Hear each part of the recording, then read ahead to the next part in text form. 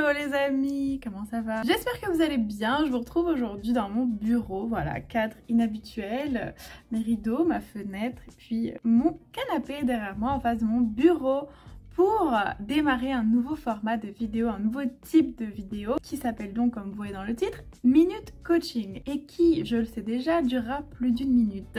Mais en tout cas, je vais essayer de garder ce format court et de vous donner, donc mon objectif c'est de partager avec vous des outils que moi j'ai en tant que coach et que j'utilise avec mes clients pour améliorer votre vie. Et si vous voulez bien sûr avoir plus d'informations sur mes coachings, vous pouvez m'envoyer un message sur Instagram, vous pouvez directement réserver un créneau d'appel découverte. Toutes les infos sont dans ma bio Instagram. Mais vous pouvez quand même envoyer un message si vous avez des questions.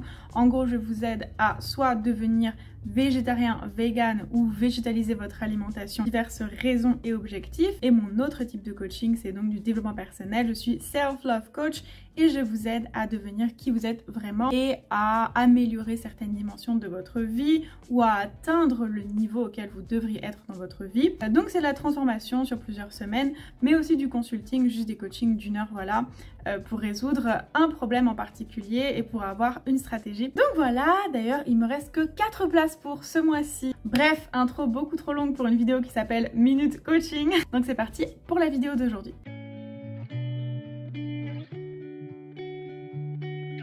Alors aujourd'hui on va parler d'un de mes sujets de prédilection qui est le temps et la gestion du temps. Donc déjà j'avais envie de partager avec vous une citation que j'aime beaucoup qui est « Le temps qu'on aime perdre n'est pas du temps perdu ».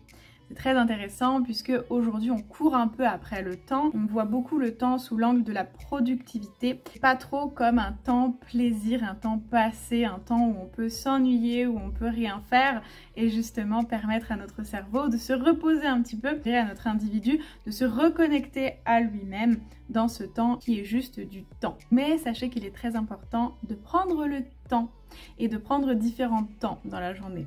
Donc aujourd'hui j'avais envie de vous proposer une méthode de 7 façons de consacrer son temps pour être heureux. Donc 7 choses à faire en fait chaque jour qui nous font reprendre le contrôle justement sur le temps et qui nous font apprécier ce temps.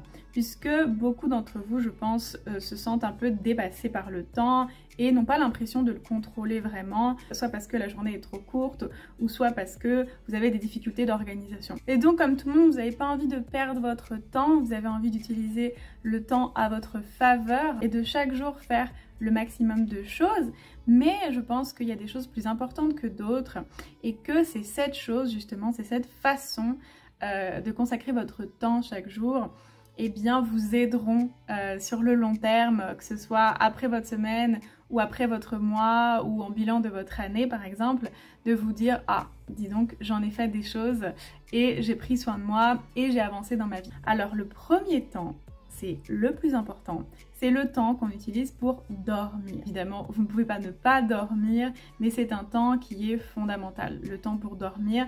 Donc, décidez d'un temps minimum, je pense 7 heures, c'est quand même un bon minimum. C'est l'outil le plus important qui vous permettra le lendemain de passer la meilleure journée possible. Mais bon, ça c'est un petit peu un temps qu'on ne peut pas changer, mais c'est quand même le premier parce que c'est le plus essentiel. 2, le temps physique.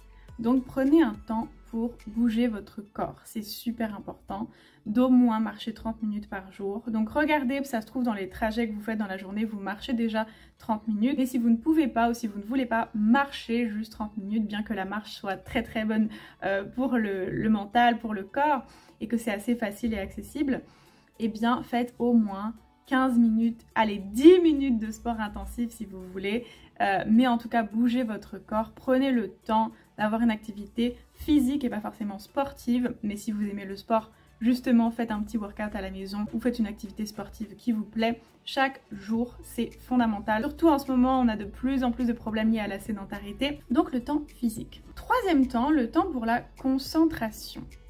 Le temps qu'on utilisera souvent le matin, un temps que vous utiliserez pour se concentrer sur ce qui est important.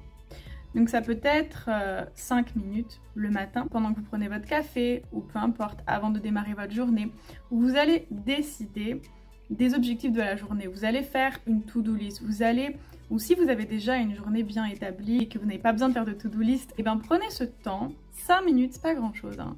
pouvez prendre plus bien sûr, mais définissez le temps toujours que vous prenez. Et voilà, posez-vous la question, qu'est-ce qui est important pour moi? Qu'est-ce qui va m'aider? Qu'est-ce qui va me faire du bien? Qu'est-ce qui va me faire évoluer? Donc voilà, pour certaines personnes, ça prendra la forme d'une to-do list. Qu'est-ce qui est important pour moi? Par ordre d'importance, ne vous mettez pas trop de choses non plus. Pour certaines personnes, ça va prendre la forme de 5 choses pour lesquelles je suis reconnaissante.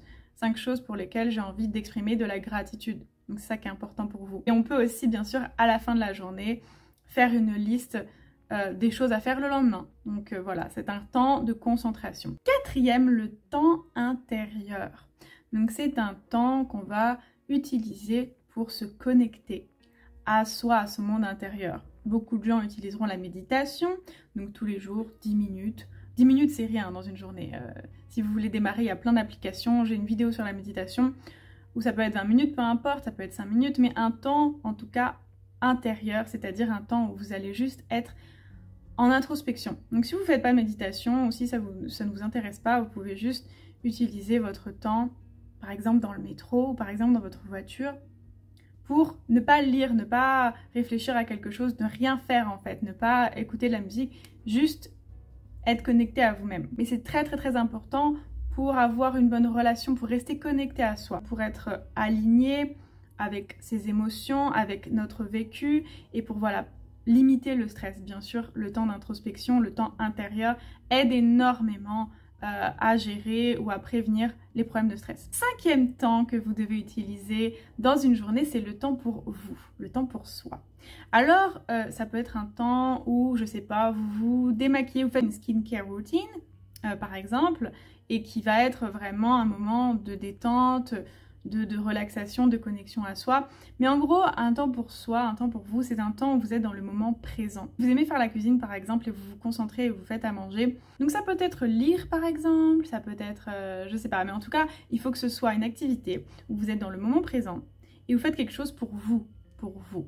Donc du coup, ça peut différer chaque jour, ça peut être très court ou ça peut être 1 heure, enfin voilà.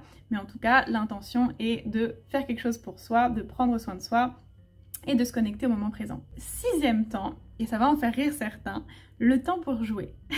Alors, pourquoi jouer Léa? Est-ce que tu as un partenariat avec un jeu vidéo? Non, le temps pour jouer, c'est-à-dire le temps de divertissement, le temps pour faire quelque chose sans se soucier en fait du résultat, sans se soucier de l'intérêt, sans se soucier de quoi que ce soit. Donc voilà, libre à vous de choisir quel est votre temps pour jouer et quelle est votre activité aussi qui vous apportera du plaisir de manière insouciante, qui va vraiment libérer votre esprit, relâcher les tensions et permettre aussi à votre cerveau de faire une pause et vous connecter à des émotions positives. Donc voilà, c'est super important, chaque jour prenez du temps de plaisir, du temps pour s'amuser. Ça peut être par exemple connecté au temps physique, donc au temps de l'activité physique.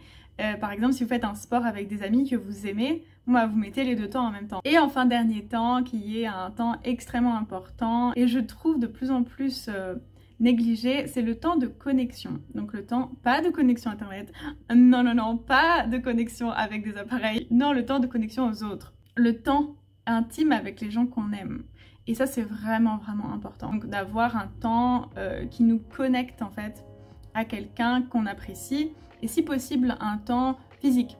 Donc un temps où voilà, on va faire un câlin, où on va, je sais pas, être proche en fait, ou rire ensemble, ou voilà, partager un moment, par exemple dîner, ou juste avoir une conversation avec son meilleur ami au téléphone, ou je sais pas. En tout cas, le mieux pour la santé mentale, bien sûr, serait d'avoir un contact physique avec quelqu'un qu'on aime. Donc n'hésitez pas, voilà, faites des câlins à vos parents, à votre famille, à vos enfants. Bien sûr, ça peut être votre animal de compagnie, mais voilà, un temps de connexion chaque jour est nécessaire au bonheur et à l'épanouissement.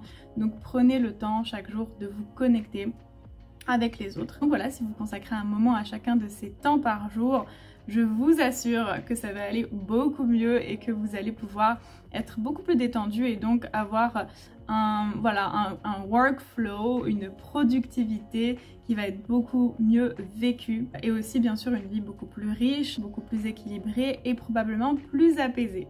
Donc voilà, c'était ma première vidéo de Minute Coaching, j'espère que ça vous a plu. N'hésitez pas à me dire en commentaire ce que vous en avez pensé, peut-être que vous faites déjà ça sans le savoir. Voilà, si vous avez des suggestions d'activités pour ces temps consacrés. Et bien sûr, si la vidéo vous a plu, n'hésitez pas à mettre un petit pouce bleu, c'est super important pour moi et ça m'encourage beaucoup. Et si vous voulez que je fasse d'autres Minute Coaching, eh bien dites-moi, ça peut être un rendez-vous. Où je partage avec vous des conseils, des outils pour vous aider. Voilà, je fais ça pour vous et j'espère que ça vous a plu. Et voilà, je vous dis à bientôt pour une nouvelle vidéo.